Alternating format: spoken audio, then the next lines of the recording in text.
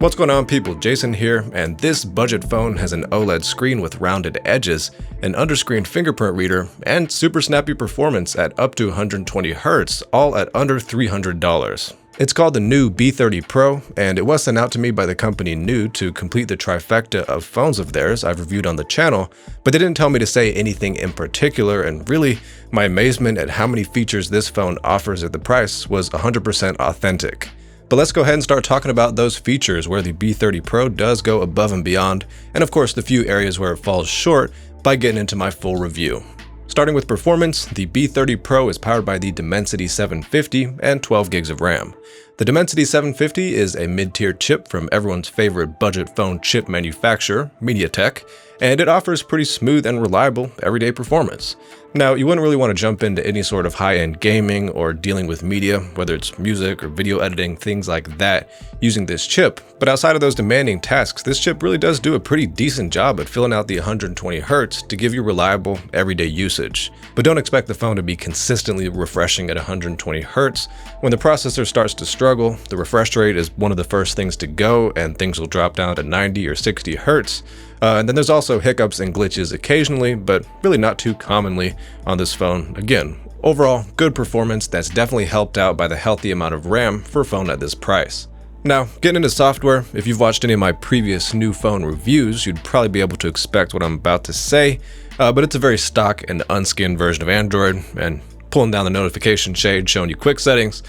This is really like the litmus test to see the extent to which a manufacturer wants to change Android, and you can see here, NUU really doesn't want to, and things are looking very, very stock, very pixel-esque on the B30 Pro.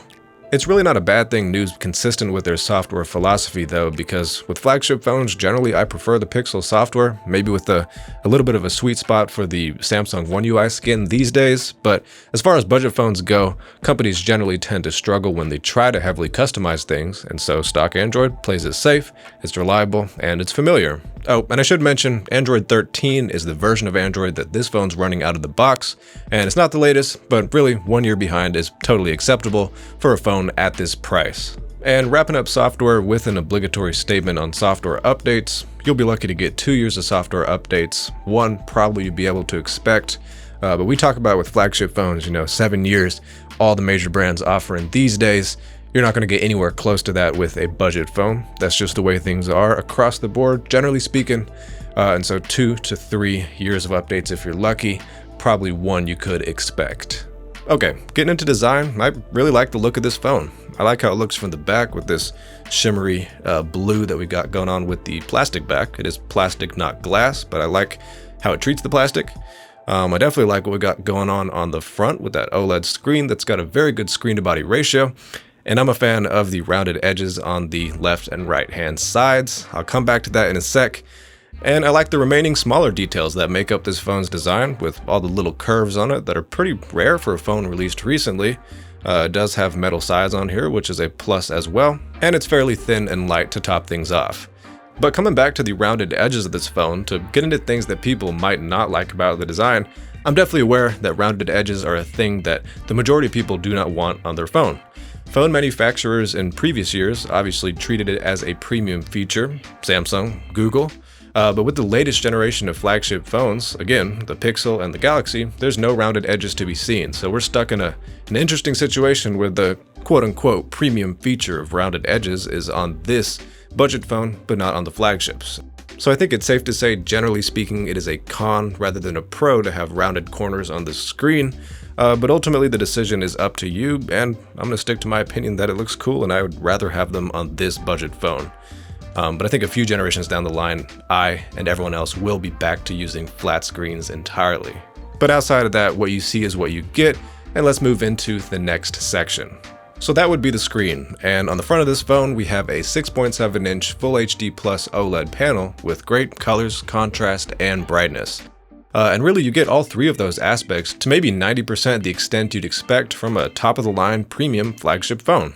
Now, color balance and tuning is probably the weakest aspect of this phone's screen, and that's kind of just something inherent to smaller phone companies where they just can't seem to nail the saturation and warmth of the screen, things like that. So the screen on this phone is oversaturated by default, and it does lean cool, But there's a feature called My Tone, which allows you to kind of tweak the tuning of the colors, and I definitely recommend you go into that and change things from vivid mode, which is the default, to natural, and that definitely helps deal with saturation. So yeah, really a very impressive panel with very slight color issues, but overall the specs are very impressive on this phone's screen, especially at the price. Talking about cameras on the B30 Pro, the curse of shallow lenses strikes again, which is basically where camera lenses that stick out to this tiny little extent from the back of the phone are just inherently not going to be able to capture very much light and yield good photos due to the fact that a wider aperture also requires a longer lens that protrudes more from the back of the phone. This is due to the laws of optics, and this is how phones have been for a very long time and how they'll continue to be going into the future. And the quality of the photos is no surprise given those facts. The quality of the main lens, the ultra-wide lens, and the macro lens, which is on the back of this phone, they all degrade very fast, whether it's low light, whether it's shaky hands, a slightly challenging HDR scenario, requiring digital zoom or optical zoom to any significant extent. Even portrait mode is basically non-existent on this phone, and yeah, things can get pretty bad pretty fast when it comes to noise levels, lack of sharpness, blurry images, etc. Now, backing up from that, there are foolproof situations, right? Where there's good light, a good amount of light, and good light evenness. Your hands are steady and the subject is not moving. And in those situations, you'll be able to take, acceptable photos with decent colors and contrast and sharpness. But the problem with these kind of cheap phone cameras is not necessarily how they perform in ideal conditions. It's just how fast everything drops off. And this phone is no exception to the quality getting exponentially worse as the conditions get worse. So yeah, I'm probably ragging on the quality of the photos from the B30 Pro more than the other new phones I reviewed, but that's because this one's more expensive than those by a margin of $100, and really, the quality of the photos is not $100 better. And that's why, if you want good camera quality at the $300 price point, get a used Pixel or Galaxy or iPhone on eBay, or maybe even refurbished on Amazon. Whatever combination of going several generations back to older models and the actual physical condition of the phone gets you to within your price range, that's going to get you the best bang for your buck as far as photo quality goes.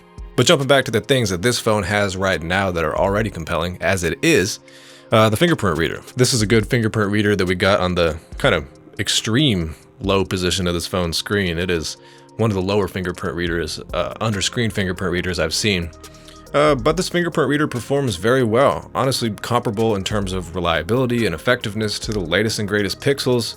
Definitely not quite on the level of the Galaxies because those are ultrasonic rather than optical. But yeah, it's a reliable fingerprint reader that I enjoy and appreciate having on a phone at this price.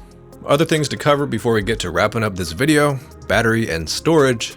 The battery on here is 5,000 milliamp hours, and it gives you pretty good battery life. The optimization probably isn't there to any significant extent with a smaller company, but the capacity is decent and there's nothing really too demanding in terms of internals in this phone, and so I'm able to go a pretty satisfactory extent with this battery, so I'd call it good battery life. And then storage, this phone starts at 256 gigabytes, which is better than 128, which a lot of budget phones start at, and yeah, it's appreciated. You got a lot more room for downloading apps and taking amazing photos with the camera, things of that nature. And wrapping things up, coming to the conclusion, the B30 Pro is a good budget phone with a lot of features going for it. Honestly, everything outside of the camera is something I'd say this phone does impressively well at. From the design, to the performance, to the software, to the extra features, this phone really does offer a lot at $270. So look, it really does all come down to the camera. And look, I totally understand there's people that don't care about the camera quality, they don't shoot videos, they don't take photos, or maybe they're in a situation where they just can't get their hands on a phone from a larger manufacturer that's used or refurbished in condition. So definitely in those situations, the B30 Pro is a phone I'd recommend. It is a very solid, compelling device at $270. But thanks for watching, subscribe for more quality general tech and audio tech videos, and I'll see you later. I'm recording this after I finished the full video, but I realized I didn't give you all the actual raw specs of the camera. So the main camera is 108 megapixels, the wide angle camera is 8 megapixels, 2 megapixel macro camera, and 32 megapixel front camera. Sure don't feel like it, but we do have some high numbers on there. And I didn't say it in the section where I actually talked about this in the video, but the front camera is the same story, roughly speaking, as the back cameras.